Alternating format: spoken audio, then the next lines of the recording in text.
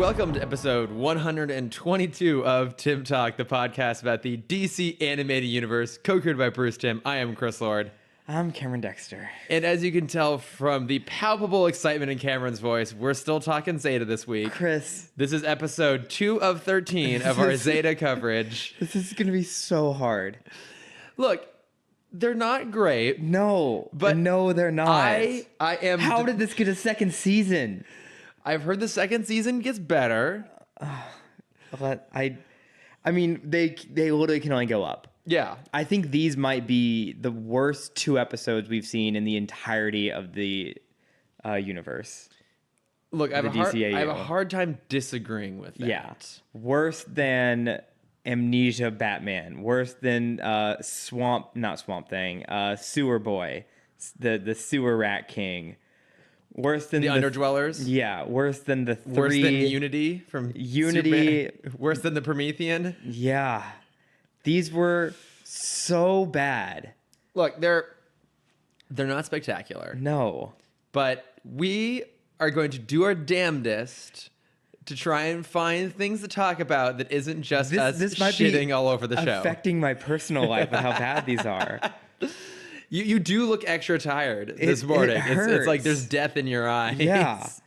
You're just looking to the future and hoping it's your own death. I watched a kid almost kill someone and not feel bad about it. Let's also clarify that was on the cartoon and not something you encountered in the real world. I mean, it could also. I mean, it is brunch hour right now. It could very well be something I've seen in Hollywood. That's true. Brunch hour in Los Angeles is like walking through a zombie apocalypse. It's a nightmare waiting to happen. Yeah, I can't do anything without my first mimosa. Like, don't even talk to me. I'm just gonna park my car in the middle of the street, taking up all 3 lanes. Because I need alcohol in my system right now at 10:55 in the morning. Well, to be fair, because they're still possibly drunk from the night before. Yeah, that's true. I mean, haven't you ever still been drunk in the morning? No. Morning after? No? No. Oh. I have been a number of times. Yes. Well, at least neither of us were hungover and we had to go watch these episodes this morning. My God. I feel hungover right just now. Just from having done it. Just from watching these episodes. Okay, well... Let's talk about news. Luckily, there is a world existing outside of the Zeta Project. We got a little bit of news. Did you watch the Pennyworth trailer? I did. What did you think? I think it looks like a fine show that didn't need the Pennyworth or Wayne name in it in the first place. I think it would have been a great show if it was just like, a post-war soldier survives and becomes a security guard / butler. Sounds like a great premise. Yeah. And I feel like they're going to have to shoehorn in all of this unnecessary extra stuff now because now it's Alfred Pennyworth and Thomas Wayne. I would agree with that. Yeah. It looks decent, but I'm still not interested. I'll give it like 3 episodes. I mean, I don't even have Epics. Neither do I. Who has Epics? I forgot it's on that. Like, nobody. No. Nobody has that network. Is that part of a bundle of any kind? It's probably, yeah, you can probably get it as some because I don't think it's like connected to HBO at all. It's not connected to Showtime at all. I don't know who their parent company is. The birds are on full force this morning. Oh God. Yeah, it doesn't look I need my mimosa, Chris. Do you want to make you a mimosa? No. Actually, I don't have champagne. I've got wine. Oh, good. And tequila. To mix that together. I can make you a blended margarita this morning. I'm okay. It's like a smoothie, but fun. It's a party smoothie. Yeah. They're owned by MGM. Shit, okay. Yeah. Interesting. And MGM doesn't have a streaming service. No. Great. No, they don't.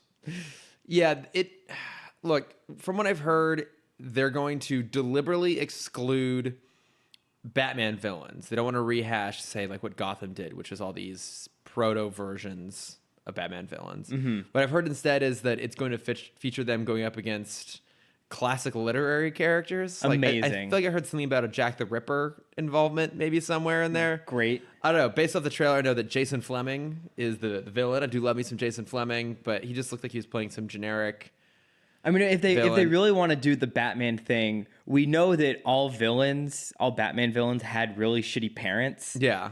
Why not just show the really shitty parents? I mean, that's what they did in Gotham. There was like, I think the Scarecrow was the Scarecrow's dad. Yeah. And I feel like there's a few Those more of episodes those. fucking sucked. A few more. But, okay, what if they did this? Okay. Because, based off the trailer, Fleming's got some sort of, like, ornate, like, royal-esque coat going on. Like a gown, a cape, whatever thing.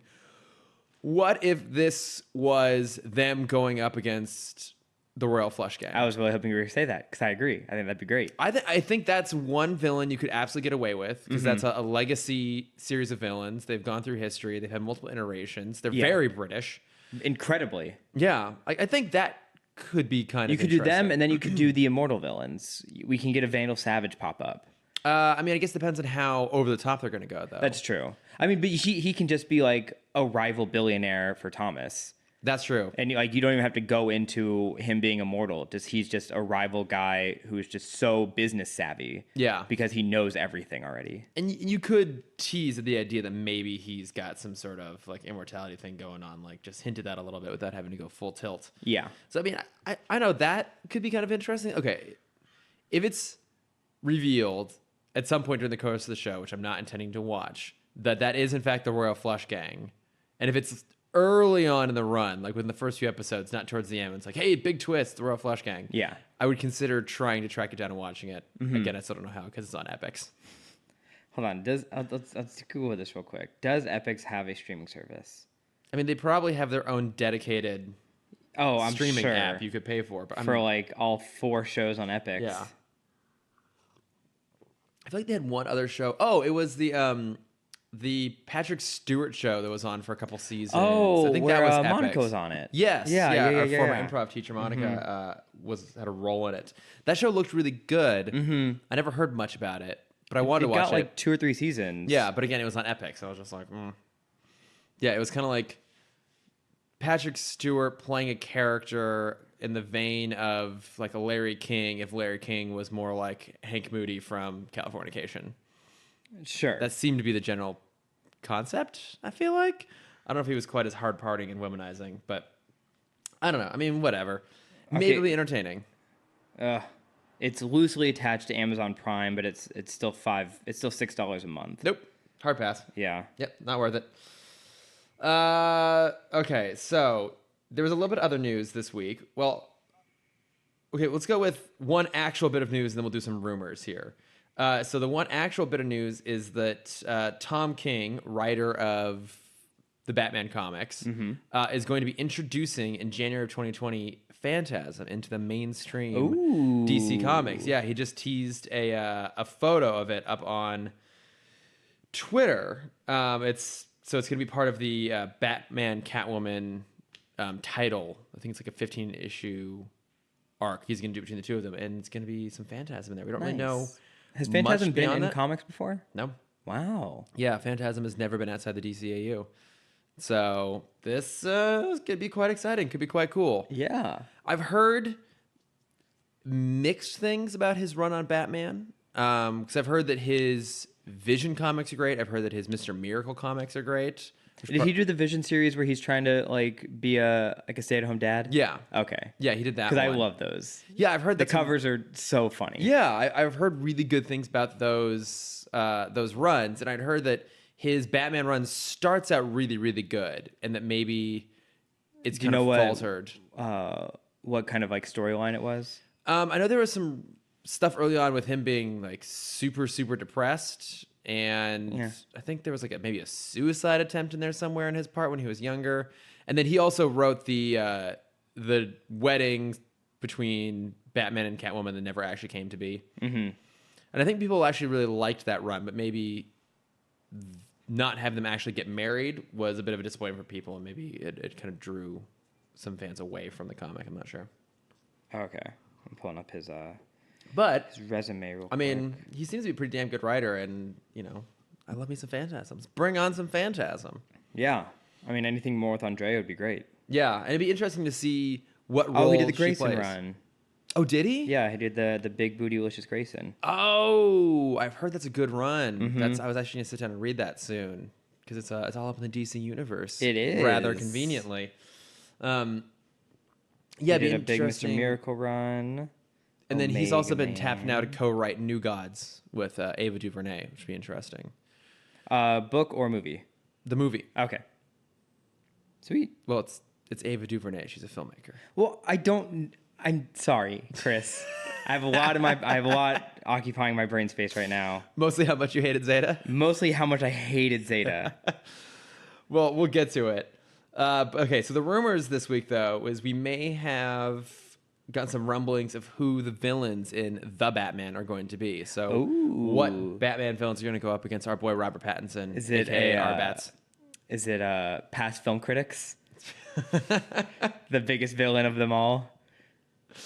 He's going up against all the people that were just thrashing Yeah. against Twilight. Is I it, mean, let's be honest who the heroes are in that situation. Yeah. Is it? Would they be? Not what's the word? Insightful enough to use Dracula as a villain in this? No. Batman versus Dracula. We've gotten that. I know we have. As That's an why I'm bringing animated, it as up. an Yeah. animated movie. I mean, would you actually want to see that done in live action? It'd be so funny. It'd be so terrible. I mean, yeah. If we could get a fan to cut like a minute long trailer for that, though, I don't need the whole movie. I just want the joke out there. Okay, so someone's gonna cut together a fan trailer of Batman versus Dracula. Which Batman? Which Dracula? Oh, our Pat's Batman. Okay. Our Pat's Dracula. He's not Dracula though. I know. Our Pat's Edward. What? I mean, it's fine. Yes. Let's see. What other bad villains could they use for this? See, I would have it be the Adam West Batman going up against Leslie Nielsen's Dracula from Dracula Dead and Loving It. Perfect. Which I have seen, I think, 10 minutes of once on TV, and I could not figure out what the hell that movie was because IMDb did not yet exist. Great. This was many years ago.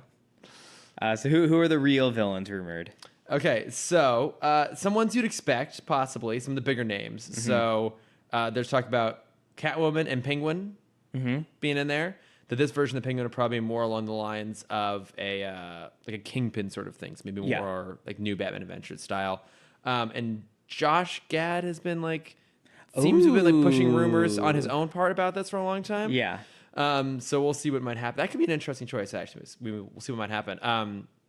Two-Face. He doesn't have the mob mentality of a penguin. I mean, I think he could do it. I think there could be something interesting there. He's kind of an offbeat choice, but oftentimes that's worked well for them. That's true. Because, I mean, he can do comedy, and we've always established that if you can do comedy, you can do kind of more heavy drama. And I could see him playing the Penguin in a way where he's kind of always trying to be sort of charming and affable and easygoing, but has a very short fuse and just goes psycho crazy and gets really pissed off about stuff. Yeah. I could see him doing that really well. Can I throw out a weird name for penguin option? Please. Jordan Peele. Okay. Because I feel like now, especially that he knows both comedy and horror. Yeah. I feel like going off of that short fuse idea, I feel like he could really just not. I mean, we've never seen him. I mean, we've never seen Josh Gad angry. Yeah. But I feel like Okay. just always having that smile. Interesting choice. So I like the idea of Jordan Peele playing a Batman villain, but would you want to be Penguin? Or No, I was thinking, I want him as a villain. And we were already talking about Penguin. Okay, but I'm trying to think who he could do really well. I could see him doing a good Riddler, Yeah. potentially. Clock King. Oh, He's got that very monotone thing down. Yeah, if you went for the DCAU version of the Clock King, that could be really good. Ooh, Probably on that same point, Calendar Man. Calendar Man, yeah. Ooh, actually, he'd be a really good Calendar Man. Yeah. Yeah, this is just kind of TikTok, weird. Mr. Wayne. Jason Mantzoukas? Yeah. Is the Calendar King? Yes. It's the Clock King. I'd be all on board for it. Also, Mantzoukas, great penguin. Yes. I mean, just can't, cast Mantzoukas as everything. Apparently, anyone can play the penguin. Yeah. So, but this Weird. was They're casting our Pats also as the penguin. That's an interesting choice. playing every single role. They're doing an Eddie Murphy situation. Yeah, the clumps. Yeah. I'd watch it. But so what's interesting is because they're talking about not only Catwoman and Penguin together, but also potentially Two-Face and the Riddler Oh, back again. great. So they haven't learned any lessons from movies prior. No. And there's also talk about potentially Mad Hatter I think Mad Hatter would be great. and Firefly. Firefly is okay. I think Mad Hatter. I'd put him as front runner because I think if you infuse kind of really interesting technology into this, you could make a great mystery movie. Yeah, because that's the rumors that it's going to be kind of a neo-noir. Maybe there's like a murder mystery at the center of all of this, and it involves all these villains. Yeah. So I don't want them all though. God, not in the first one. So this is kind of a weird pitch, but maybe it could be something. It's like, hey, what if we start with Spider-Man 3 and then just work our way up from there? I mean, we've had movies just packed full of villains, right? Mm-hmm. They just take on different capacities. So you look at even Batman Begins, you get Ra's al Ghul, Scarecrow, Carmine Falcone, and Mr. Zsasz. Mm-hmm. That's actually the most of any Batman movie so far. Zsasz was in the first. Yeah, very minor role, but he's there, Okay. right? So you could have all these people there, maybe there's like playing slightly smaller roles. Mm-hmm. So, but what if it's kind of like Dark Victory? Have you read that? No. You've read The Long Halloween. No. Oh my god. I know. Okay. It's been like 60 episodes since you brought this up, but no. Yeah, I you have thought not I'd heard forget. that. I did. Guess what? It's back. Okay. So The Long Halloween is the story that the Dark Knight adapted when doing the Two-Face arc. Yes. So the idea is that there is a killer called Holiday who is killing mob bosses on holidays, obviously. And then ultimately it ties in a whole bunch of the villains, and it ties in Harvey Dent, Two-Face. Yeah. Dark Victory is a follow-up to that where it's someone is killing off a whole bunch of cops.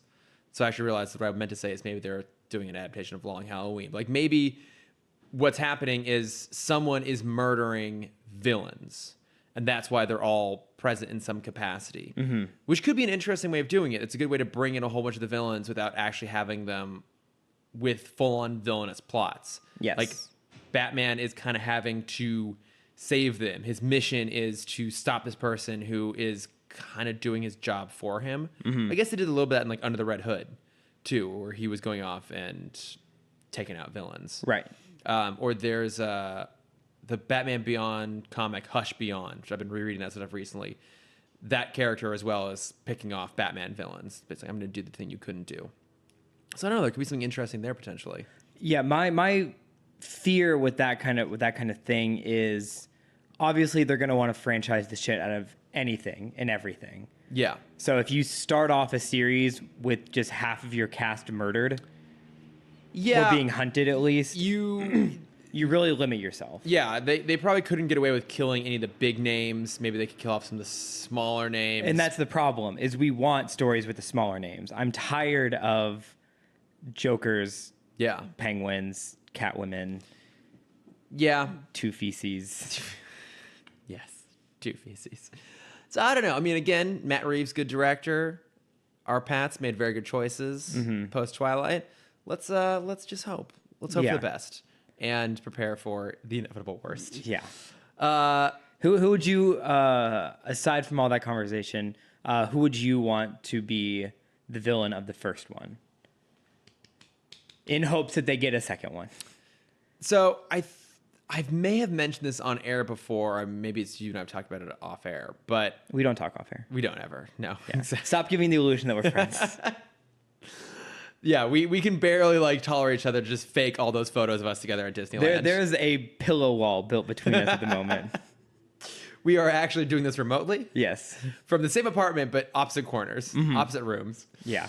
So I've had a pitch for a Batman reboot. And in that pitch, it would focus on a young Batman. It would not involve his origin, but young Batman again, where he's just starting out and he's essentially learning how to be a detective.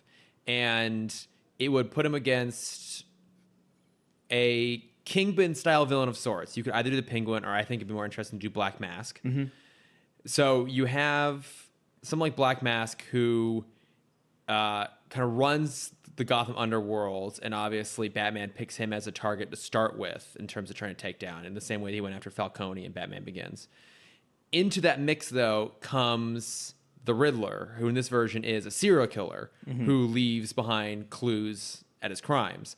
So even though the Black Mask and his schemes have deeper, more dangerous implications to Gotham, maybe he's bringing in a shipment of weapons or something like that, but he's got these what he's doing actually in the long run will have far more implications to Gotham. Short-term versus long-term threat. Yeah. The Riddler is the splashy villain that everyone's talking about. He's getting all kinds of news coverage, and Batman realizes that, oh, well, if I can take down the Riddler, that will boost my own prestige in the city, and people will Help take me more seriously, build cops. trust.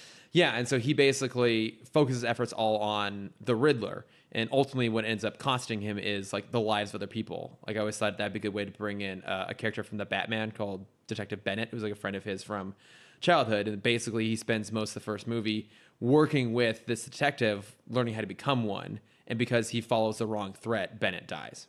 Oh.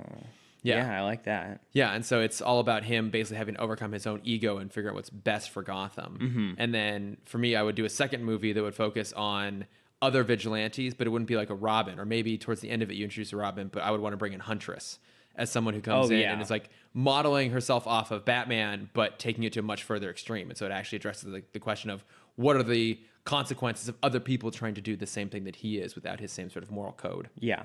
And I think I like that idea a lot. And I think if you do the Detective Bennett, you could have a lot of really interesting connections with Gordon. Yeah. Where Batman is, he's friends with Bennett beforehand, but it's Gordon he's trying to connect with. And he's I need his trust in order to do what I want to do. Yeah. And so Gordon's I will only, because then you have that crisis of conscience. Does Batman prevail or does Bruce prevail?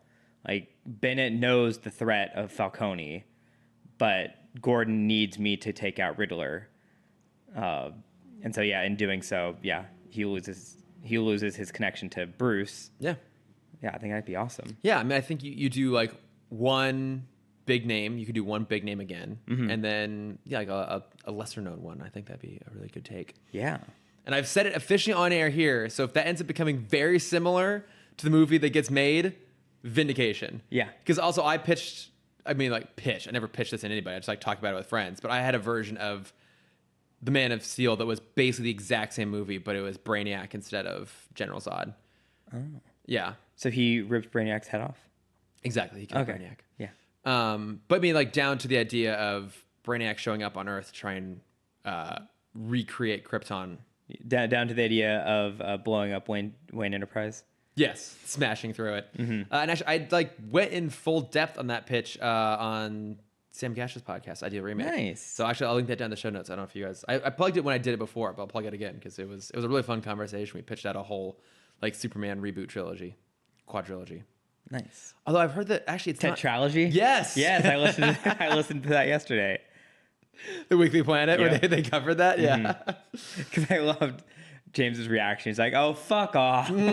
It should just be a quadrilogy because I think 5 movies is a quadrilogy. Oh, that's fucking bullshit. I'm pretty sure. I mean, I don't even care at this point. So, as an alternative to tetralogy, quartet is sometimes used, particularly in a series of 4 books. The term quadrilogy.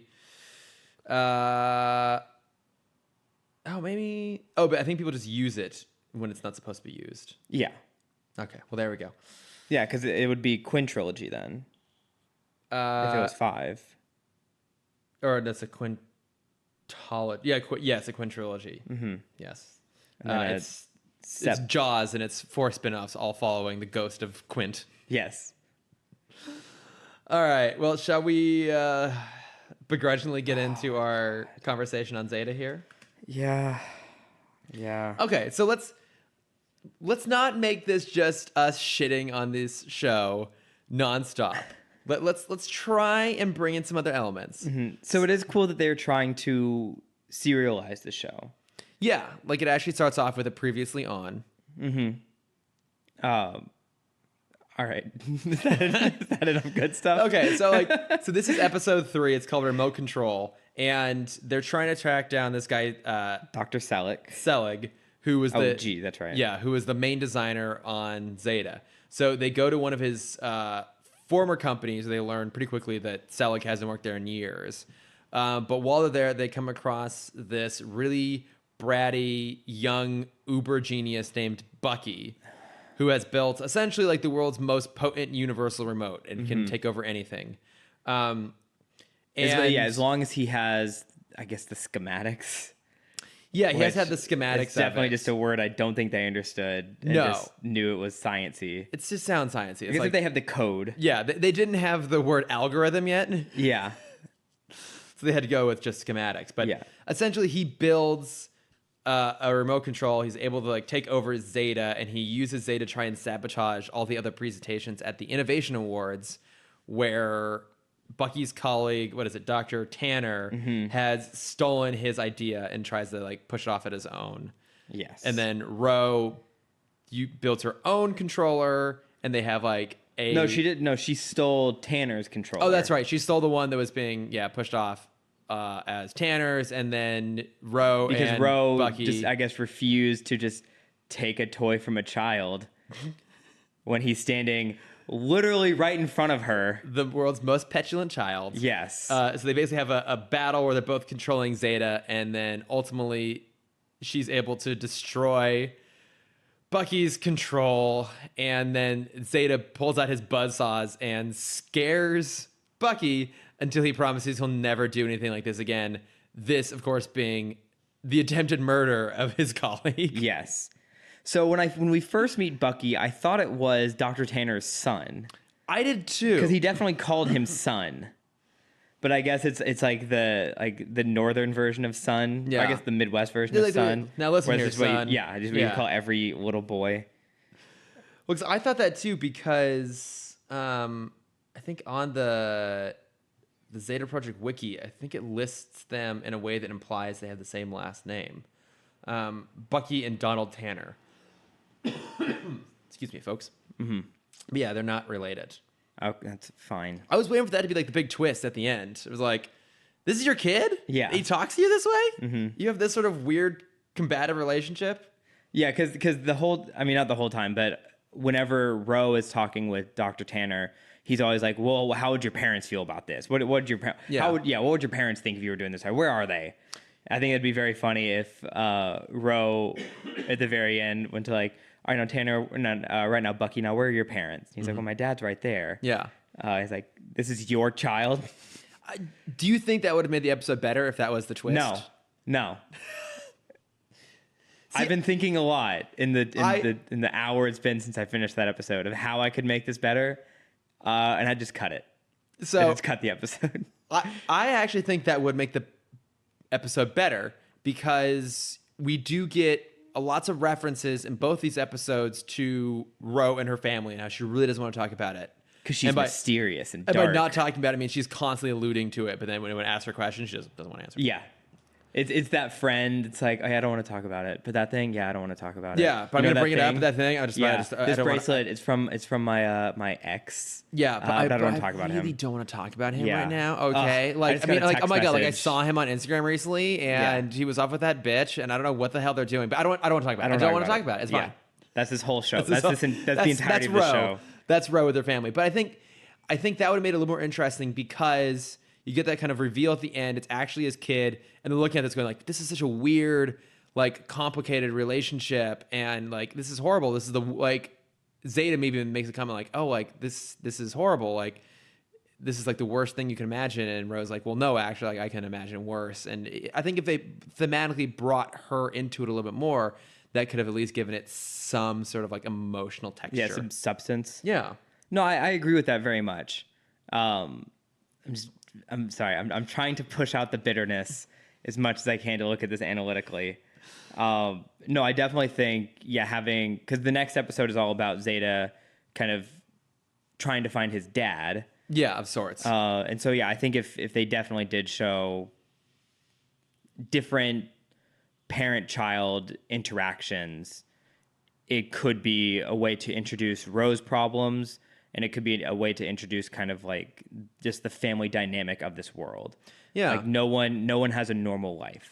Well, because at its core, there's a theme here going about nature versus nurture, right? Mm-hmm. So that could have been kind of an interesting way to like weave that into every single episode, right? So like you look at this dynamic between these two, if they were actually father and son, like, oh, is that just how they both are naturally because they're both like geniuses and they don't know how to like effectively communicate? Mm-hmm. Is it because of their weird relationship? You know, it ties in then with the relationship we don't really yet know about Ro and her family. Is Zeta like a killer? Like, I think if you weave that thread through every episode, it just makes it a little bit meatier. Yeah, and I think that would have been great if Bucky was maybe like 16 to 22, somewhere in that age range where like he's still a genius for his age, mm-hmm. But now you get into the play of like the dad is jealous, like he doesn't want to give up, you know, kind of you kind of have the like the bring home the bacon, like he's the one that wears the pants in the family kind of like he's mentality being kind of pushed out of relevancy because his kid is because so much better than he is. Exactly, and so now he's trying to keep him down so he can have the limelight for just a little bit longer. Yeah. And that would also make their conflict much more human and relatable. Because here it's basically just two people being super petty to each other. Yeah. And then you have a reason for them not to just grab the fucking controller from an 8-year-old. Chris, I wrote in my notes multiple times, Ro, just fucking grab the controller from the child that's standing in front of you. Because I was waiting for the moment where she like, goes after him, and then Zeta comes, and I'm like, okay, there's a reason he has protection. Like Zeta's protecting him. But no, Zeta's in the other fucking room, and Ro is standing there with him, and she looks at the controller. She's like, oh no, I'm going to go and try and manually hold back this robot that I've seen hold up multiple tons above his head. We're going to get into it. I can do it, coach. Put me in. I'm ready to play. I made that layup in practice yesterday. I'm ready to make that game-winning shot. Started some nice sports references there? Yeah, because I'd rather watch sports than this. Look, we will get into it, especially more in our second episode this week, but everyone in this world is an idiot. Yes. But I did have a question for you, which is, why does Ro have such a problem with what she calls college types? I feel like that's her way of basically just saying they're nerds. Is she like does she mean by college types that they're like smart and hoity-toity and a bit broy? Like what is she implying with this like here's this my hatred idea. of college types? I feel like who's the producer on these? What something Bennett? What? Robert Goodman's the creator on it. No. The guy who produces all the episodes. Whatever. Alan Burnett? Yes, that's what I'm thinking of. Alan Burnett. I mean, because he also did BTOS. Yes. I think Alan Burnett had the foresight, 20 years ago to realize that the college system is so corrupt and just getting more and more expensive that college types means richy riches. The only people that in this year can afford college anymore. It's the preppy kids. It's the children of celebrities. Yes. And so when she says Lori Loughlin's granddaughter. Yes, when she says college types, she's talking about just the elite of the children of the elite. Okay, but yeah. Also, yeah, it's their way of saying nerd without saying nerd. Yeah, I feel like they didn't want to say nerd, but that's basically what she's implying because she's constantly railing against these college types. Mm-hmm. Did you catch the A113 reference? No. Oh, yeah, you weren't paying attention. Are you surprised? No, I don't blame you. Yeah, like they go into Bucky's room and he's got like a model airplane kind of in the foreground, and on the side of it says A113. Wow. I know, right? Pixar. I know. Shut this thing down. But I have a broader question that with implications of this whole world, right? So when they're at the lab, do you think everyone's dumb because no one can afford college? Oh my God, yes. Yes, I think that's actually it. No one can go to college anymore. Because there's such a stigma. They don't want to be called a college type. Yeah, like college has become so exclusive that no one goes anymore. And, everyone... That's why they just have an open door to a nuclear reactor. Oh, we're going to get to that too. Oh. All right, Chris. I'm adding this to the list of realities of this future world. No college anymore, or Yeah. practically no college anymore. But no, so when they're in the facility, Bucky is wondering who Zeta is. And so he is able to identify him using facial recognition because that face is connected to the federal warrant out for Zeta's arrest. Mm-hmm. Why doesn't Zeta just change his face? He's able to do it Constantly. but That's literally his half of his programming. he stays in the same look everywhere they go, even though everyone is looking for that face specifically. Mm-hmm. Like he can disguise himself at a moment's notice and never actually does. Here, Chris, I'm going to pitch an idea to you. Okay. How about you watch the rest of Zeta?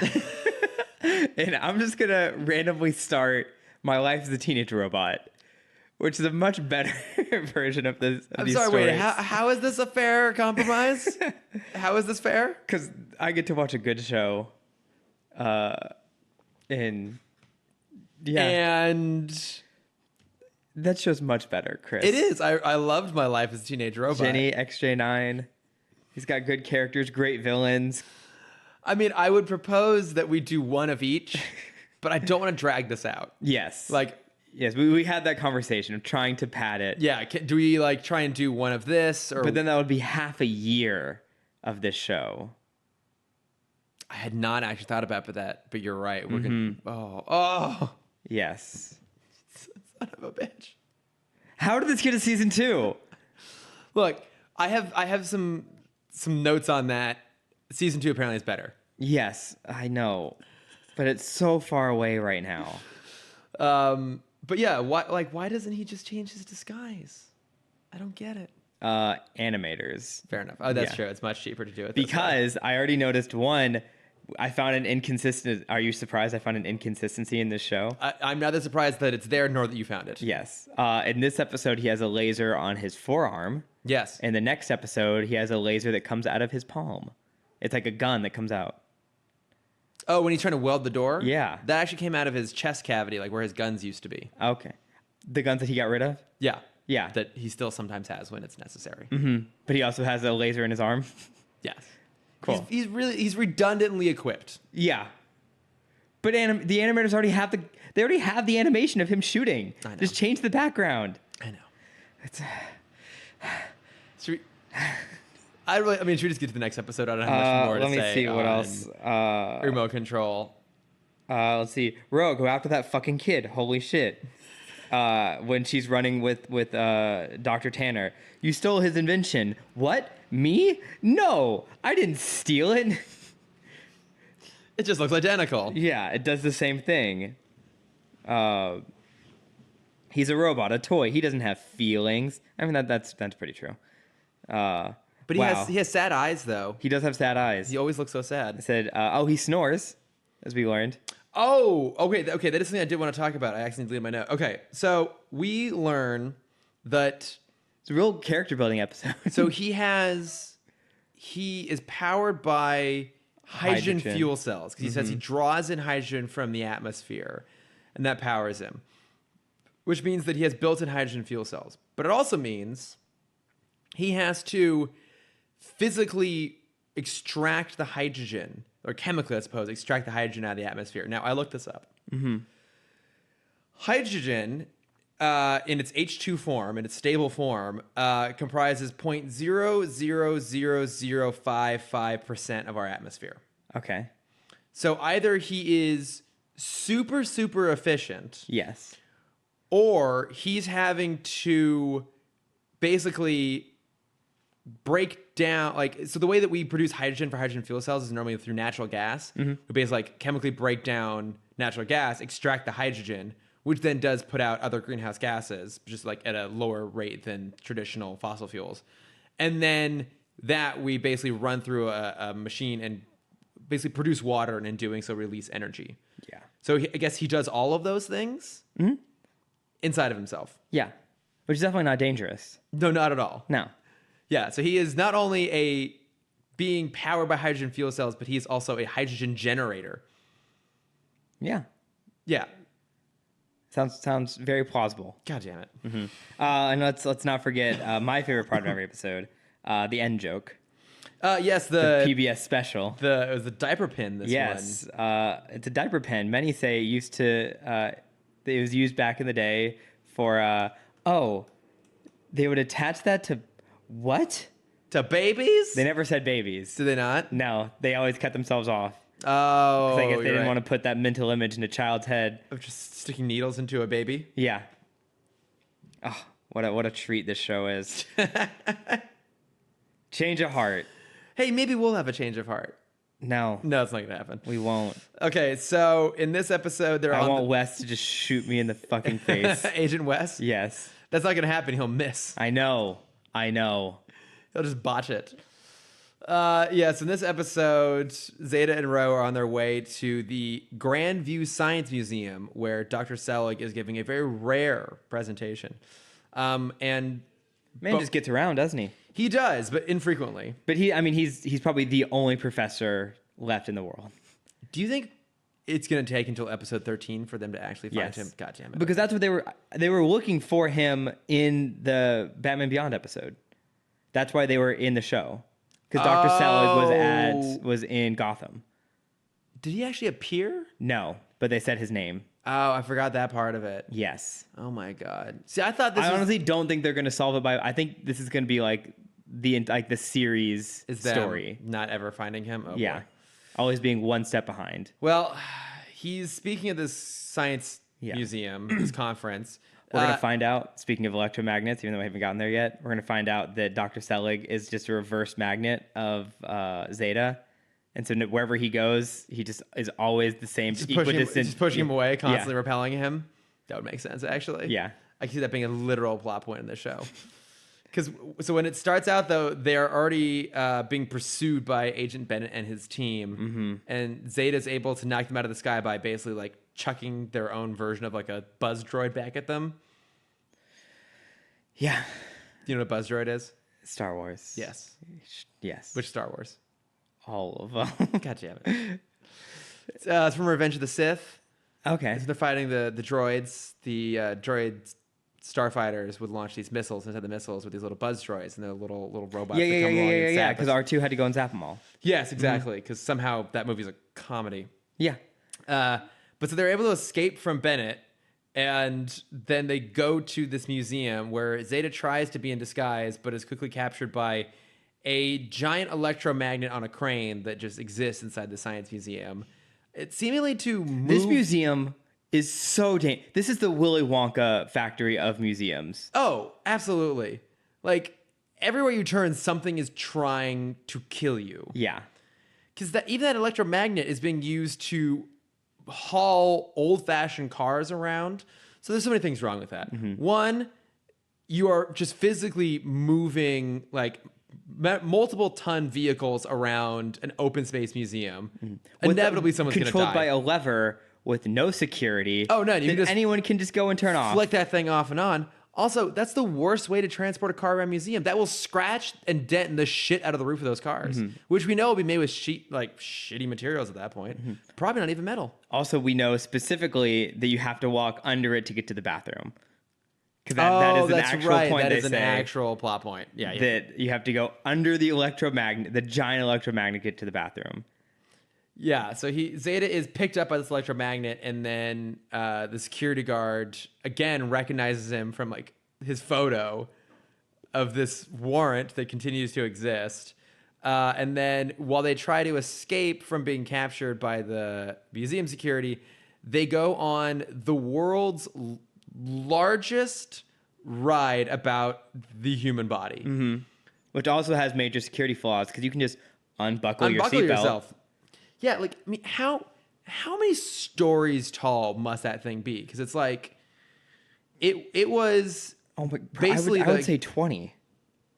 yeah, easily because it's basically like the approximate size of a human body, where a real size human body maybe comprises like 2 inches over the course of the torso. That's insane. Yeah. It's the worst amusement park ever. I mean, it kind of looks like the World of Tomorrow ride from Phantasm. A little bit like that old fashioned monorail track, like the single trail with like a little car seat on top of it, or kind of like Ken Adams design from like the 60s Batman, 60s Bond movies, for example. But yeah, massive security flaws in that thing. And so while they're on this ride, Zeta befriends this little girl who ultimately gets trapped inside a mini fusion reactor with an open door that then automatically locks once you're inside of it. And so he basically has to save her, but in doing so exposes himself to the agents who then try and capture him, but then inevitably fail to catch him anyways. Well, they introduced a new weapon they have to stop him that they never use.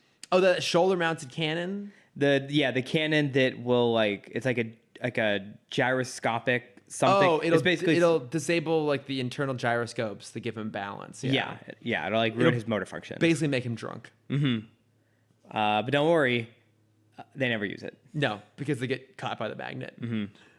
Here's also a small detail that I think follows along from last episode to this episode. And you're more of a sciencey person, so maybe you can correct me on this. Last episode, they said that he was made of pure titanium. Yeah. I don't think titanium is magnetic, because that's what replacement body parts are made of, and that would be very dangerous. I think you're right, actually. It's weakly magnetic, yeah. So yeah, that won't really work very well. Somehow we found a plot hole in this episode. Shocking. Truly shocking. Okay, I know you really want to talk about the little girl getting trapped in the nuclear reactor. The little girl, one, has like the least responsive parent of all time. She's lifted from this 20-story. It's just a straight. We're jumping back to the giant body. The giant body ride. Yeah. So they're in a tunnel, and then they're not, and then they're just floating. I'll say 17 stories above nothing. Yes. And the girl's like, I can't see anything because there's a giant body in the way. And so Zeta picks her up and just lifts her over the pit of nothing. Yeah. And the mom's like, wow. He Simba's her. Yeah. He's like, wow, she can see so much from over there. I don't think the mom never the notices. mom doesn't even notice. I know. No, I mean, sorry. Like that's the thing about this show is that everyone is really stupid. Yes. So like starting with West, I mean, he's like deliberately dumb because he's like just constantly bumblefucking things up. But he's an idiot. Zeta is an idiot because he is a stealth infiltration robot that does not know how to like play things low key. He's the most blatant character in the entire show. He'll just use his robotic arms in places. He'll just right change after in a moment. she's like, hey, don't do anything suspicious. Yeah, he's like, okay, and then he unbuckles this little girl, grabs her, and then I honestly thought he was his going to arms drop out. her. It's I was so ready for her to just drop her. It's like, why are you so stupid? The mom, no idea that this is happening, literally next to her. Yeah. It'd be like riding in Pirates of the Caribbean and not noticing that someone has leapt off the boat and is like playing with the gold. animatronics. Yeah. It's ridiculous. And then the mom is an idiot again because then she loses track of her daughter who wanders into Just this nuclear reactor. open nuclear reactor. Which everyone who works at that museum is an idiot. Why would you build a museum with a fully functioning nuclear reactor that just has an open door? Why do you even need a door? Yeah. Why is it there? Why is there a door? None of Yes. these things make any goddamn sense. I know. And like you could even have it be something where it's under repair, maybe. Mm-hmm. And she Danny Phantoms it, where she like gets in and she presses a button on the side. Yes, exactly. Yeah. And then she becomes a ghost, but in this case because she's murdered. A nuclear ghost. Yes. It's like, and then even Bennett's an idiot because he's chasing them at the end. Oh my god! And Zeta goes into The the robot hall museum. of synthoids, hall of robots, and then disguises himself as an older-looking robot. And Bennett decides, yeah, there's no way he's hiding amongst the other robots. I'm just gonna walk away. Yeah. And I think that's what makes this show so frustrating. Is Honestly, it wouldn't surprise me if they tried to do that bullshit movie you see in comedies where Bennett's standing in the door. He's like, oh, well, I guess he's not here. And he like makes the foot sounds like he's walking away. And then Zeta turns back into his normal self. He's like, gotcha. ha! He's like, oh no, Bennett, you fooled me. I mean, Zeta would fall for that. It's so easily. God damn it. If we see that the next episode, Chris, I don't know what I'm gonna do. Everyone has to be just so dumb in this show. Yeah, and it felt like the writers just like forgot that this had to be 3 acts, because the entirety of the second act felt so like nothing happened. No. You could have gone straight from the security officers chasing them to Bennett coming in with their cannons, and then maybe, I don't know, do something with the weapon you set up. Yeah. I mean, this whole show, I think, is maybe West misses and he hits the nuclear reactor, makes that hole right before it starts up, and now Ro and Zeta are like, hey, we can either escape. Yeah. There's 30 seconds left. They don't have time to escape, even though Zeta's like, hey, there's 20 seconds left on this bomb that's about to go off. Maybe now you should evacuate. Yeah, maybe we should send out an evacuation order, just to tossing that idea out there. You guys can run it 75 miles an hour like I can, right? Yeah, that's right. So, there's a minute left. West misses, shoots a hole in the barrier, not a door, just the containment chamber. Yeah. And then Zeta has the crisis of conscience, like, do I save myself and go after my father? Or do I save all these people that I don't really know and that have been bad-mouthing robots this entire time? But they're still human, or they're still, not bad people. Yeah. Mm-hmm. See, and you said there was no way to make these better. I said that for the first episode. Because I just cut that one. Yeah, there's really no merit to that one at all. At least this has, like, some... This is me cutting out 80% of the episode. It's going to be a very, very short list. Yeah. When we get to the end. It basically won't exist. There was one little moment that kind of bothered me. So at one point, Ro grabs Zeta's holographic jacket. Does that mean that his holograms are like hard light constructs? Like they actually have... Oh, I was thinking about like this. Physical like heft to them, and like you can physically interact with them. It should be no, but I was thinking about this when he turns into a kid. Is he crouched over, or is he just like invisible from the shoulders up? His frame either shrinks or grows to accommodate the size of the body he's impersonating, which if you think about it is horrifying given his original programming that he'd be capable of impersonating someone the size of a child. Yeah. Because then what happened? That means he's murdered children. Yeah. But my question is... they must not have been innocent children. Right. Because he only realized that one person is innocent like way down the line. Mm-hmm. Here's my question then. What happens to when he still had all the weapons inside of him, what happened to those when he shrank to child form? He took them out and he put them into a lunchbox. He just pooped them out. Carried around a lunchbox full of guns. Yeah, okay, I'd believe that. Mm-hmm. He just grows a backpack. Yes, exactly. Mm-hmm. Yeah, I mean, I guess that's the implication of that moment is that he can physically. Those holograms actually have like physical shape to them. Yeah, and heft. Sorry, excuse me. I love how you like apologize for yawning off the side there, and I've been hacking. That's fine. Hacking and coughing this entire time. Folks, I might be dying. Because of this show? If anything, I hope it kills me before we're done with this. Mm-hmm. So... let's talk about the great episode. I love the idea of you having to keep doing this without me. I would stop.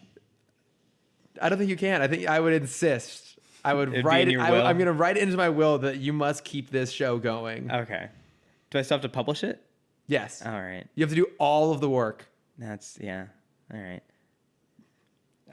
You've never wanted me to stay alive longer. I've never been so tempted to just keep you safe my entire life. This reminds me of the episode from My Life as a Teenage Robot. Please. When XJ9 meets all of her sisters. Okay. Because XJ9 being the 9th iteration of the XJ Robot series. Yes. And so she meets XJ 1 through 8. Mm-hmm. And it's such a dandy episode. A dandy episode. It's so nice because it's just like her hanging with her sisters. Like there's no threat with them. They all have some kind of problem or malfunction. Mm-hmm. And so that's why their mom turned them off. But Penny's like, no, they're still my sisters. And you have to love them for their flaws. I think I remember this episode. Yeah. But how does it end though? There's some other villain that comes out and they all have to work together in order to take him out. They all get turned off again and put back in a box. I think they just like get a room in the house that they'd never go into again. Oh, okay. That makes more sense. Yeah. Just gonna pretend they don't exist anymore. Mm-hmm. No, they have the basement. They have the basement to themselves. I think they're all still on. Okay. And that came out at least in a 3-year window before or after this episode. I think a few years after this. Yeah. I want to say. Okay, so. But boy, if we want to talk about good children's cartoons. Well, I mean, okay, along those lines, I think that's the lens we need to look at with this show is does it succeed as a kid's cartoon? Mm-hmm. This episode, sure. Valuable lessons about don't walk into the open door of a nuclear reactor. Yeah, don't walk into places you're not supposed to be. Yeah. Kids. Yeah.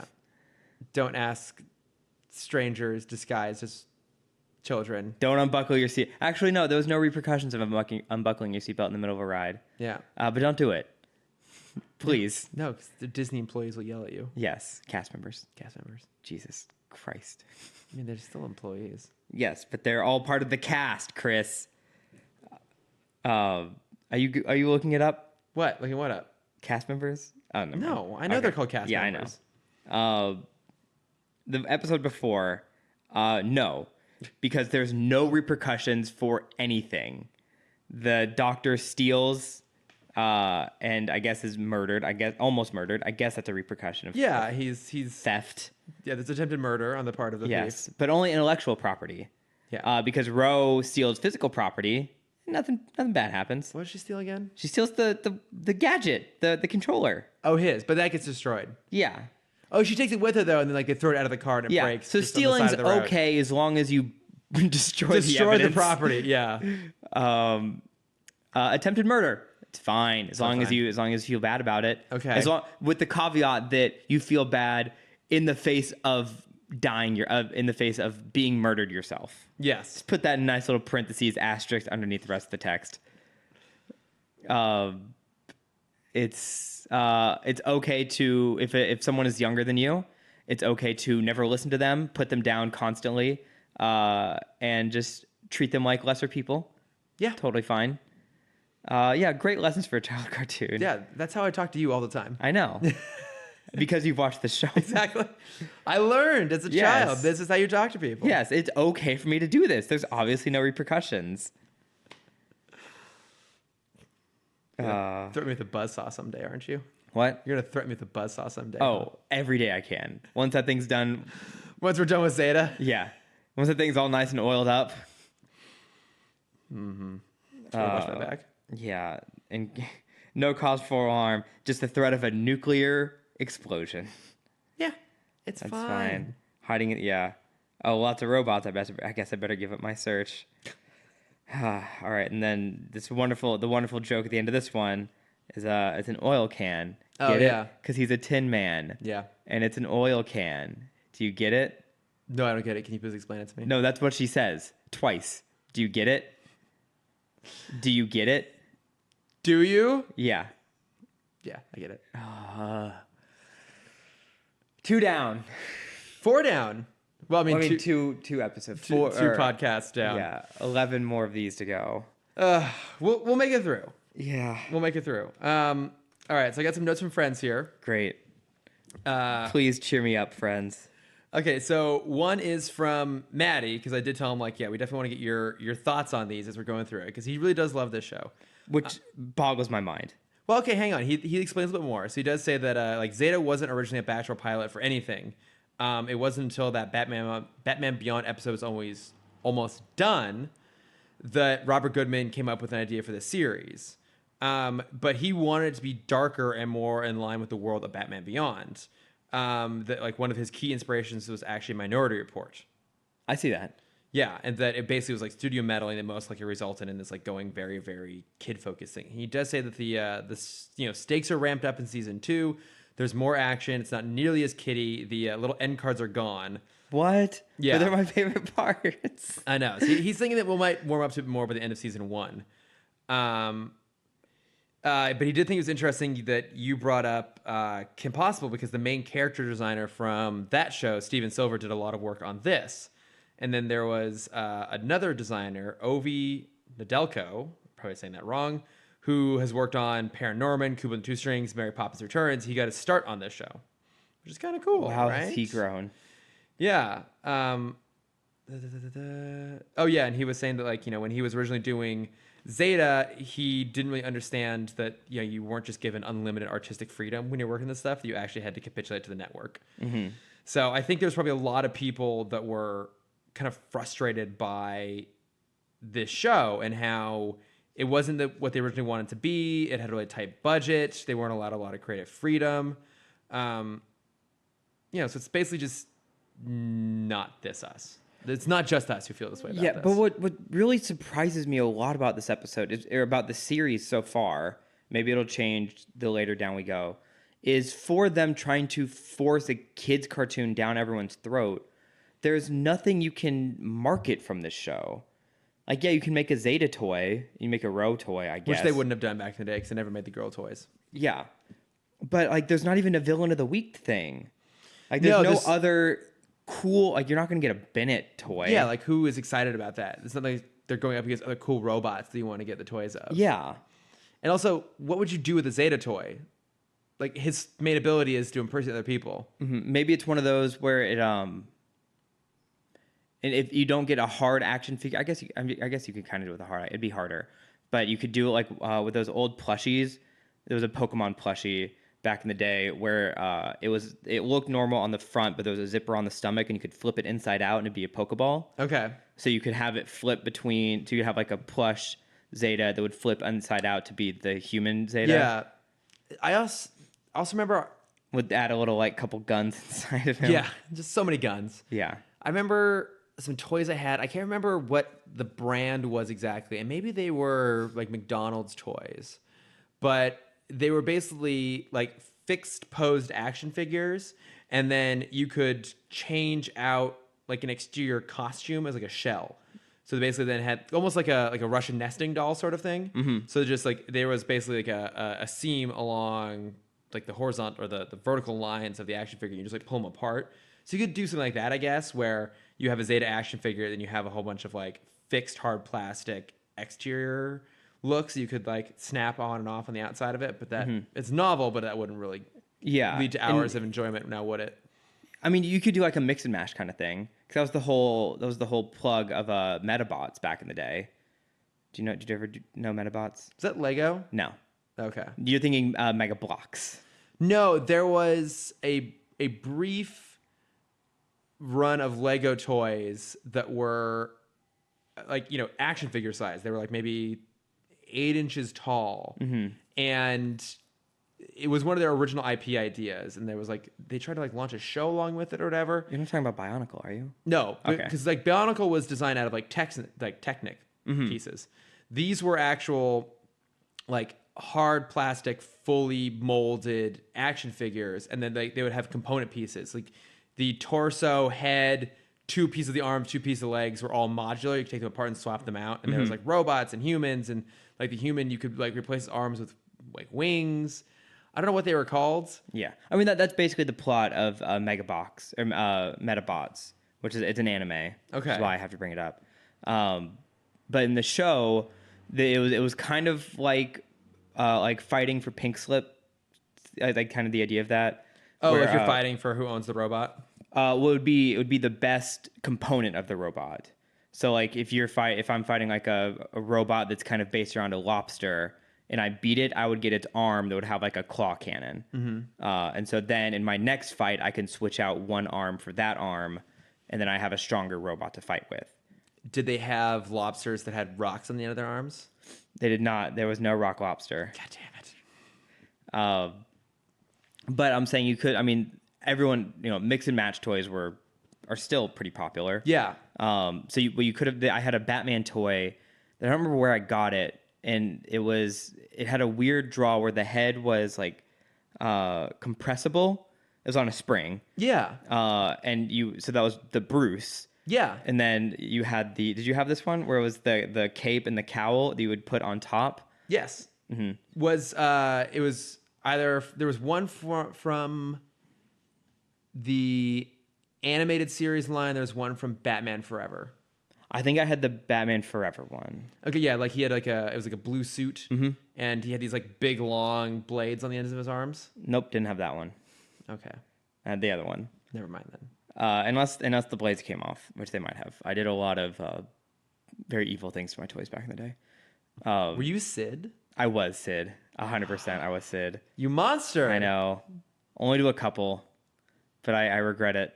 I promise. I thought you were about to say they deserved it. They deserved it. They deserved it. No, so you could have done like a modularization form of this where the base form is Zeta, and then you can get, chest plates of a person that you can snap on the front, like you were talking about that Lego thing. You get shoulder, shoulder, upper arm, forearm, hand, and then thigh, shin, feet. Yeah. And then face and hair. And you can make you just get you get a character. So someone he turns into, you can get Bennett, you can get West, Rowe. Yeah, you can just swap parts. And you can make human monstrosities. Rather than just cartoon monstrosities. Yeah.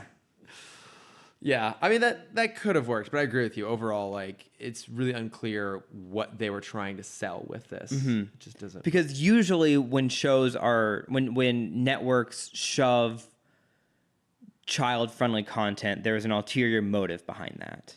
Yeah. And I'm trying to see what the motive was for this show. I guess just like Nielsen ratings, they just wanted. I don't know. I guess for advertisers, they wanted proof that they have a younger demographic, which I definitely see back in the day. Yeah, maybe they were just trying to pad out. Actually, I bet that's exactly it. I bet it was a similar situation with Young Justice. Their Nielsen ratings were showing that the target demo was slightly older than what the advertisers were wanting at the time. Oh, okay. So they had to skew it down. Yeah, so you can't sell Applejack cereals to a 22-year-old. I mean, totally you can. You totally can. Yeah, but it's a much harder sell. Yeah. Than an 11-year-old. Yeah, because 11-year-olds are dumb. Exactly. Especially if they live in this world. Yeah. And so I bet this show existed to drop that Nielsen number down for the advertisers. I could see that. That makes sense. So I had another note from a friend here, from Ashley Clark, and she sent me a YouTube video because now there are rumors that Macaulay Culkin could end up playing the Joker in The Batman. How do you feel about that? I just found out recently that he's married to Brenda Song, which is very fascinating. Oh, he is? Yeah. Oh. Isn't that interesting? I mean, he dated Mila Kunis for a long time, too. And then she got back with Ashton. Yeah. Yeah, it's I see the face for sure. Yeah. And I'm positive if that happened, he would have to do the Home Alone scream at some point. He would have to. Or at least make that face as the joke. I think they would, if they were to bring him on board, I mean, this is all pure speculation. If they were to bring him on board, I think they would go out of their way to distance themselves from that imagery. But that is like a thing Joker does, though. Like there's a cover that I can't remember. Well, I mean, the Killing Joke. Like where he's doing the scream. But they wouldn't do that though, because like the last thing you want to do, like this movie is going to be a serious film. Okay, I was thinking it as a separate film. Yes, if it is in the same film as Robert Pattinson. Yeah, it'd be in the R-Pat's film. Okay. I mean, sure. I'm down for new weird things. It's not my first choice. It's not my last choice. I think it could be interesting. Yeah. I don't know. I could be down for it. And then she also said that she's rewatching the Sam Raimi Spider-Man movies, and it's got her waxing nostalgic. She says, I know a lot of people point to it as actually ushering in the modern superhero movie, but it has such unflagging optimism, almost childlike wonder. Note, not childish, but childlike. I feel like that wonder is what almost all of the recent superhero movies have just not ever fully recaptured, and she misses it. What are your thoughts on the Raimi films? Have you rewatched them recently? It's been a while. But I mean, there's always that wonderful still photo they get shared, the GIF that gets shared around where it's Mary Jane clearly holding on to a plastic Spider-Man as they're swinging through the air. You know what I'm talking about? I don't think I've seen this. Oh, I'm sure you've seen it and you've just blocked it out. There's a moment where they're swinging, and you don't see Spider-Man, you don't see the mask or anything, but you can definitely tell she's holding on to like a dummy or a stand-in. Oh, okay. And it's very funny. It's on the same level as from American Sniper, when you can clearly see Bradley Cooper holding a fake baby. Yeah. I mean, but no, I mean, I remember loving those as a kid. Yeah. And everyone talks about the strut sequence, which I still think is one of the funniest moments of cinematic history. And everyone shits on 3. But yeah, I mean, I have to rewatch them, but I have through nostalgia vision, I really enjoy them. Yeah, I haven't watched them in a long time. It would be interesting to go back and revisit them because, you know, Ashley is right. They, along with Bryan Singer's X-Men and X2, did help bring in that modern era, and it sort of set... And Blade. To an extent, Blade, yeah. I mean, Blade didn't have the same sort of cultural saturation. Yeah, that's true. As those other 2 franchises did. And, you know, they did kind of help set the template a little bit going for a long time. Like, 'cause they were pretty grounded and they were pretty realistic. I think the Raimi films let themselves be a little bit more fun and a little bit more campy. Oh, absolutely. I mean, they went very campy, obviously, by the time we got to that 3rd one. No, it'd be interesting to go back and re-watch them a little bit, though. Because, I mean, I think, you know, 2... from what I remember, was great, and people still kind of hold up 2 as this really, you know, high bar that was set. But it'd be interesting to see if they now are going to feel a little bit dated because, you know, the superhero movies at that time did sort of fit a mold and in a tone and an aesthetic. It'd be interesting to see how well that holds up now when they embrace that comic bookiness a little bit more. Because I would agree with her. I think those movies are very kind of wide-eyed and optimistic and sincere, whereas maybe the newer films, especially from Marvel, are a little bit more tongue-in-cheek, a little bit more knowing. And, you know, you have an optimistic character like Cap, but he's constantly put in like very kind of cynical, pessimistic situations. Yeah. So I don't very know. adult situations. Yeah. So it'd be interesting to like, see. should I betray my government? Exactly. Yeah. Should I become a war criminal? So it would be interesting to go back and rewatch those at some point. Instead of like, oh man, someone's getting robbed, but I have to deliver these pizzas. It's very important pizzas. What do I do? How do I choose? Yeah. Someone's life or a $4 tip? I mean, he needs that money. He does. He needs that money. But yeah, so that's got our notes from friends. Okay. Actually, what time is it? I can ask this. I can ask this question. I don't think I asked this on the air yet. Yeah. Someone messaged me this question. Actually, Trevor posted it on his Facebook a week or 2 ago. Asking the question. Asking the question, what was a more influential series or not franchise, company, Hanna-Barbera or Pixar? Ooh. And with your knowledge of the animation industry, what would you say has been more influential / impactful, both good and bad, on the industry? I don't know if you can really say which one's more impactful because I feel like Pixar doesn't exist without Hanna-Barbera. Yes. I mean, because Hanna-Barbera was the most mainstream animation studio for a really, really long time. Obviously, you have Warner Brothers, you have Disney. But I mean, Hanna-Barbera is expansive. And, you know, that tone had such a big influence on like all kinds of animation going forward. I feel like Hanna-Barbera is the most high concept of those studios too, right? Because I mean, you know, we talked about this before, that Looney Tunes, those cartoons were created to accompany the Warner Music Library. Mm-hmm. That's why it's spelled TUNES, not exactly. TUNS. You know, and Disney was, you know, making movies. Like, at the end of the day, he was making movies, and they all came from established fairy tales and stuff like that. Hanna-Barbera was pretty much all original concepts. Again, a lot of them very high concepts. A bunch of teenagers with a dog solving mysteries, right? Like Wacky Racers, the Flintstones, the Jetsons. It was kind of all about what's this big idea that you can build a series around. And I think in that regards, Pixar took a similar model and just adapted it for film, right? I mean, you think about the idea of a Toy Story. There's something Hanna-Barbera-esque in that idea. I think that's true of a lot of their original stuff. And then, Toy Story or Pixar now obviously has been the single biggest influence on feature film animation going forward, to the point where there are some years that the Disney in-house animation studio surpasses Pixar in terms of the quality of their projects. Other way around. No. Oh. Like the year that Moana came out.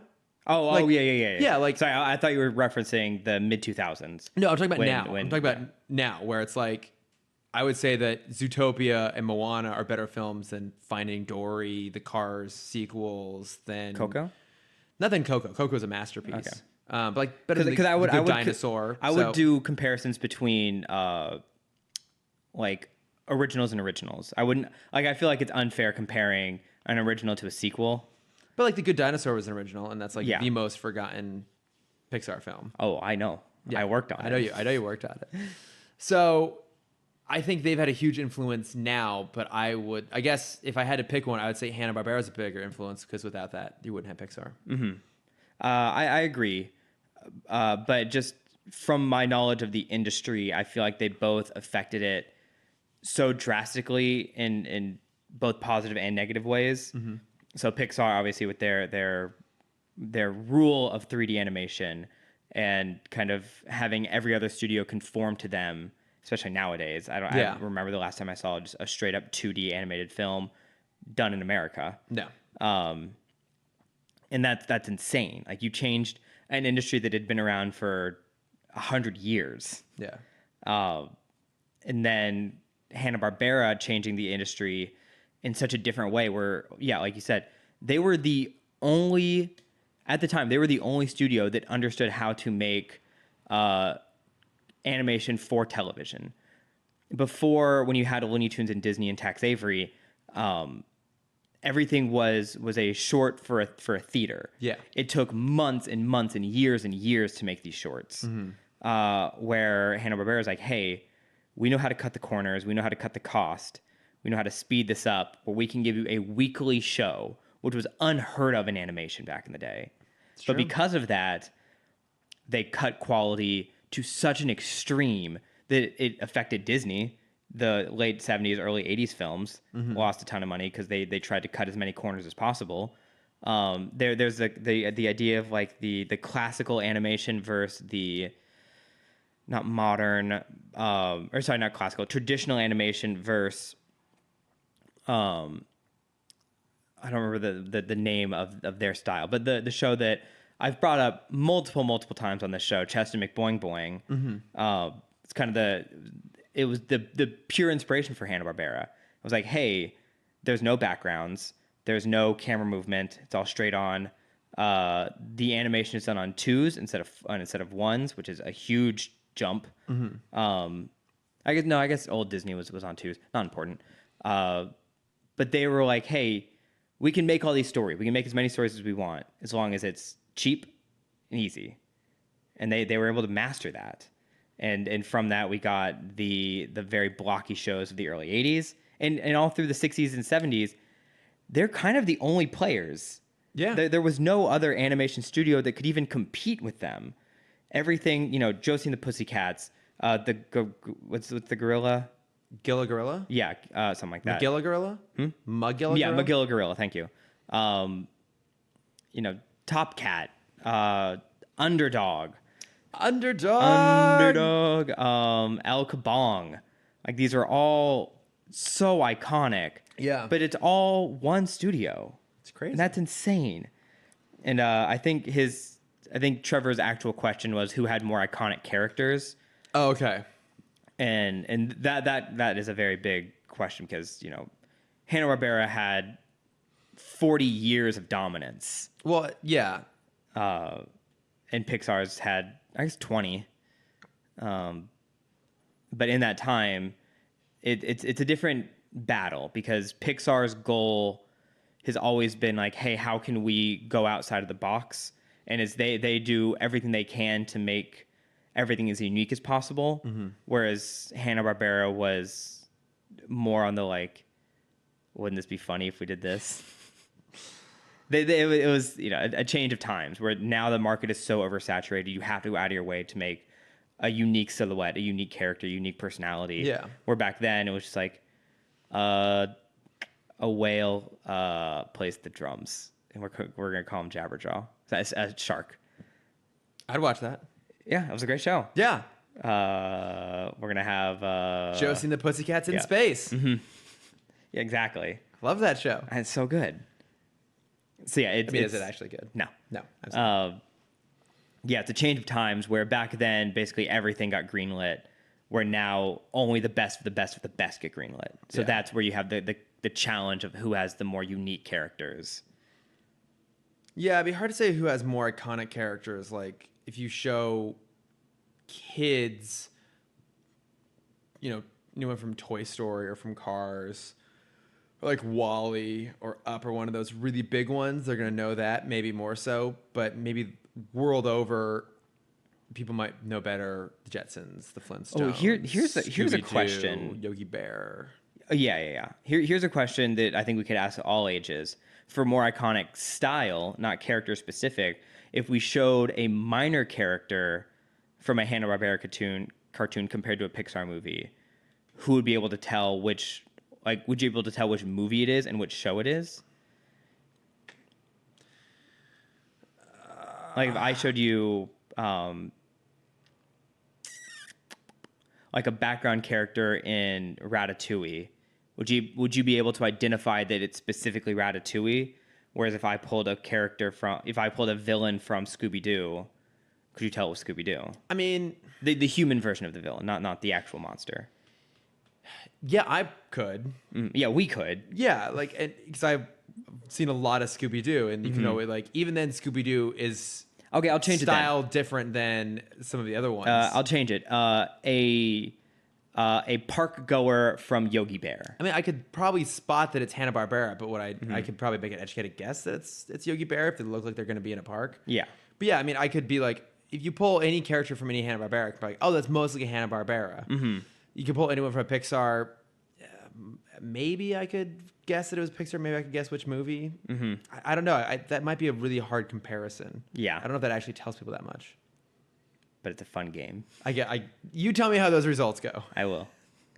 I'll play it with myself because no one wants to play that game. Yeah, exactly. But you'll do great at it. I'm gonna nail it. Yeah, you'll be set. Yes, but tell us what you guys think because I think that's a very fun question to think about, like who did change the industry the most. Yeah, both of them ruined Disney in their own ways. In their own ways, Yeah. yes. One of them just took it over instead. Haha. But what do you have to plug this week? What do I have a movie plug and 2 weirder plugs. So we both went to Star Wars. We can super briefly talk about Star Wars. We're not going to briefly talk about Star Wars. It's great. Why don't we That's all we're gonna talk about. talk about everything else, and then we can talk about Star Wars. Okay. My first plug is a shirt website. Okay. Called The Original Stitch. Not about Lilo and Stitch, unfortunately, but still nerdy. They've just come out with, for the Pokemon fans out there, they've just come out with these amazing, they're all button-down shirts. You can do like a short sleeve, long sleeve, collared or whatever, polo. No, just never mind. There's 3 different types of shirts, but they have custom designs for all original 151 Pokemon, and they look gorgeous. Oh my God. Every style is so good. And if the price tag wasn't as steep as it was, I would be walking around with 151 new shirts. Do they only do Pokemon? They do like normal shirts as well. Like you can get like a classic striped, a solid color.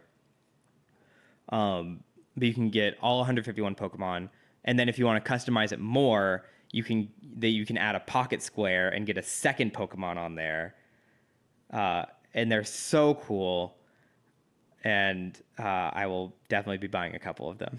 It's cool. So for the Pokemon fans out there, I don't know how many of you that listen are as dedicated to the pocket monsters as I am, but they're just really cool to scroll through because they're very, very, very pretty designs.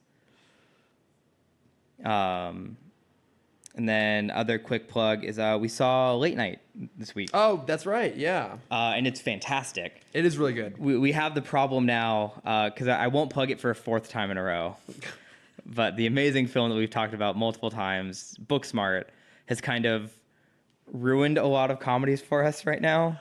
I wouldn't Not so ruined, far as but say we're it's still in the ruined. So, glow. Yeah, like I really liked Late Night. Same.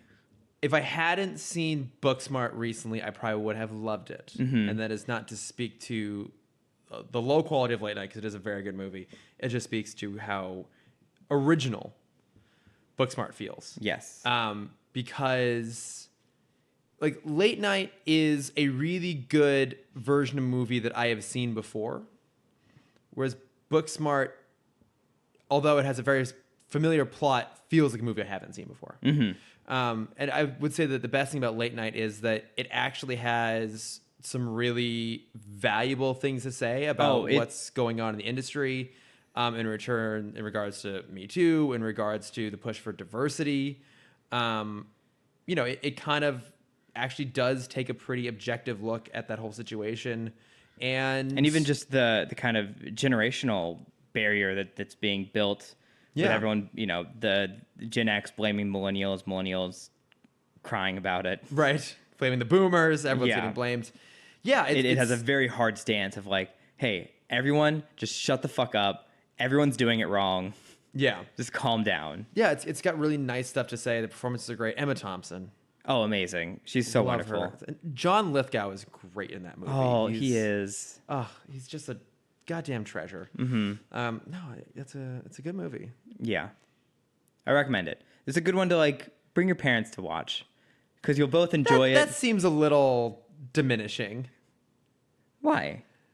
I'm saying it's a comedy that's okay to bring your parents to watch. Well, yeah, it's a comedy I think everyone will enjoy. But like that almost sounds like, like take your parents, they'll like it. Oh no, I didn't mean it that way. I mean like I probably wouldn't bring my parents to see Booksmart. I think my mom would enjoy it. My stepdad would hate it. He'd walk out. Oh, okay. But I think they would both find something about Late Night to enjoy. Like it's a movie that is actually not for all ages, but is like it's very easy to watch from like everyone 16 and over. Yeah. Yeah, it's very good at what it does. Mm-hmm. Just what it does isn't necessarily super original. Yeah. And I think every person, because it's Emma Thompson plays a late night host, obviously. And I think every person is going to have like a different host they kind of connect it to. Mm-hmm. Like I feel like, the older generation is going to feel a lot of like the Carson years coming back, like especially towards the end of his reign. Yeah. And then you have that middle group that's the Leno people. Mm-hmm. Leno and Letterman and mm-hmm. Yeah. Are you a Kimmel, a Fallon, or a Colbert? Colbert. Easily. Okay. Mm-hmm. And I mean, I feel the same way towards the end of Colbert and the end of Jon Stewart. Mm-hmm. I connect a lot of this movie to those emotions. Yeah. Do you remember when those shows ended? Yeah. It was so sad. I never really watched them that much. Oh, okay. So it wasn't every night, but in high school it was probably 3 nights a week I'd watch their shows. Okay. Mm-hmm. Yeah. Yeah, it was never quite my jam. Yeah. That's fine. Yeah. You're just an empty person. Yeah, we know this. Yeah. I have no soul. Mm-hmm. What are you plugging? So I started watching this show called Fleabag. Yeah. Yeah, so it's from Phoebe Waller-Bridge, who, for the nerds out there, would remember her as L3 in Solo, the voice of the robot that had a semi-sexual relationship with Lando. Yeah. I mean, who wouldn't? And so it's a show that she created, wrote, and stars in. And I watched the first couple episodes like a month ago, and it didn't quite gel for me. And then I'm like, you know what? Let's revisit this and see how I feel about it. So I've watched now 2 more. And I think it took a little bit of time for me to get into it because it's very much like a cringe comedy. Oh, yes. And the opening of episode 1 is her walking through her late night hookup. Yes. Yeah, well, exactly. She does like direct camera addresses. She breaks the fourth wall and talks to us. And I think like the opening scene is her basically narrating what's going on, and which is like the thing you don't do with narration. You don't just say what's happening on screen. And she brings just enough like different perspective on it from what's actually happening to make it kind of worthwhile, but also felt a little bit gratuitous to me. But what I will say is the further I got into it, it's a very sincere show. And it's pretty, I'm not going to say heavy, but like, I mean, it goes to like some darker, heavier places. Like it actually is acknowledging like how fucked up this person is and kind of how messed up everyone around her is as well, while still being, pretty funny. But it's like pretty bold and daring in terms of the places it goes, in terms of what it wants to talk about and the stance it takes on things. And I'm much more on it now. Like I'm excited to finish it off and to watch season 2. And I don't know if they're gonna do a season 3 or not. It seems to be unclear at this point. I think it could potentially, because after season 2, there was a huge wave of people just like adoring it on social media. Yeah, but it's also a very British thing to be like, we're done. Yeah, oh yeah, we did a thing. We're moving on, and so God, that must be nice, right? Just be done with it. Yeah. Could you imagine if they did that with Zeta? I mean, sorry. Yeah, but the thing is that Fleabag does like 6 really, really good concentrated episodes. And they're pretty short too, aren't they? Yeah, they're short. They're half hours. So, and then Phoebe Waller-Bridge is also doing a pass on the latest James Bond film, which is having so many production problems, and I didn't even get into it here. But we all hope for it to be good. But no, it's a good show. I'd recommend checking it out. So nice. And then what do we want to say about Star Wars? About Galaxy's Edge out of Disneyland? It's so good. I'm very concerned. We'll give an in-depth review when it's open to the public, because I think our perception will change a little bit. Okay. Because since no one else is, I don't think anyone who listens is going to have a reservation. No, probably not. Yeah. So we can give them the glowing review of the reservation side, only to have their heart broken when they see the public side. Yeah, the advantage of going with the reservation is that they really do limit the number of people that can be in the park at a given time. So you can't do everything, but you can do most things, and the lines aren't crazy long, really. Yeah. I mean, the longest we waited for the ride was 20 minutes. Yeah, exactly. And that's not going to be the case. Oh, absolutely not. Going forward into the future. So, but I will say that I've always been very skeptical about this idea of the immersive theme park. I don't think it works great over in like Cars Land at California Adventure, for example, because it's still basically just one ride.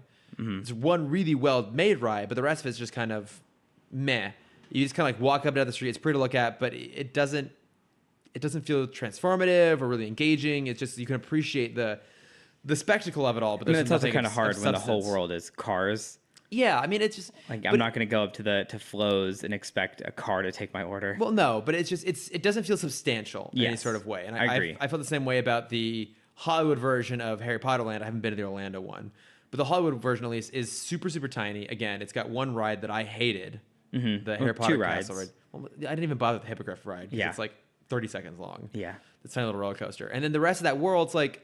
It's kind of fun to walk around and look at the shops. And yeah, if you're with someone who does like the wand thing, which you and I did together, and you actually got chosen, which was exciting. I did. So you had the wand and you could go around and like do the spells. And like that was kind of fun. But the novelty wears out pretty quickly. You're just like, well, okay, this is kind of it. You can do the whole thing in maybe like an hour. 3 hours. I mean, I guess if you're waiting in line for 2 of them, but like like walk around and experience. Well, I was saying like, you get a meal. We ate at the 3 Broomsticks. Yeah, we got some butter beer. Yeah, butter beer. If we didn't really watch any of the shows, but they have 3 shows that rotate throughout the day. Yeah, but it never felt substantial. Whereas you go into Galaxy's Edge, and at a certain point, you just forget you're at Disneyland. Yeah. And that's how the Orlando Harry Potter, when you're walking through Diagon Alley. Yeah. And it's the same way they did Harry Potter, where the walls, or they did Star Wars, the walls just continue going up. Oh, okay. So once you're in that, you literally can't see out of it. Yeah. And that helps give you that sort of immersive experience. But there's only one ride open right now at Galaxy's Edge. It's incredible. And beyond that, you can just walk around and go into the shops, and everything is meant to look like it's in universe. There's no branded content there, really.